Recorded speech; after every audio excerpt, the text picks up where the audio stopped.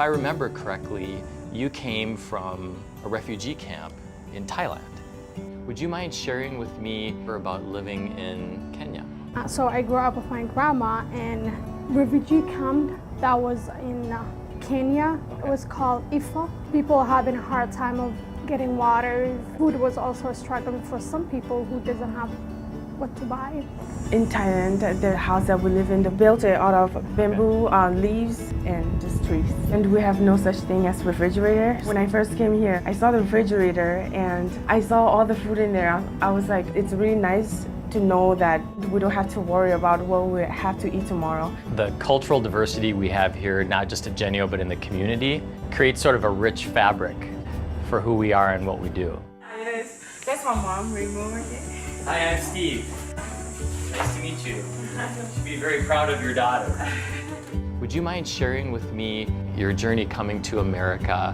When you first came, was it hard to not communicate? Was that? There's like a big language barrier between like the person you want to talk to. So I really tried to learn as best as I can. I try to practice as much as I can, even though I know I have pronounced everything wrong. I remember going out and translating for my mom, even though we've known so little. But I tried as best as I can to understand. And increasingly, as I meet more people, hear more stories, I just become more emboldened about how amazing our organization can be when we embrace these stories and understand these cultures better so that they can make us better as people and as an organization.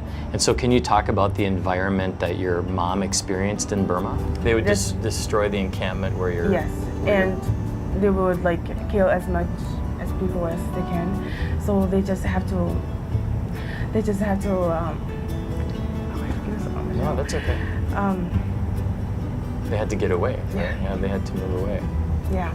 You have to sit in front of somebody and have a real conversation with them before you can truly make a connection. The more we're able to help our team members relate to one another because we are so diverse, until we're really good at that, I don't think we're going to maximize our potential. So tell me, so your mom has worked with us for 12 years.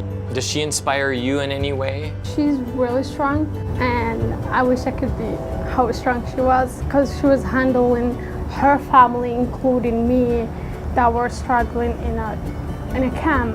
Also working where she works is very hard.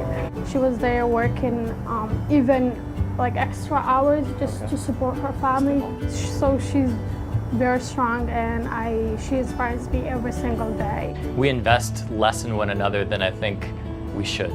You know, so rarely do we look one another in the eye and express real interest in what we're going through together. The reality of if you're willing to stretch a little bit and open your mind, as I say, I mean, I think you'll be personally enriched. I think the communities can be enriched, and I think our company will then thrive as a result of that sort of intentionality.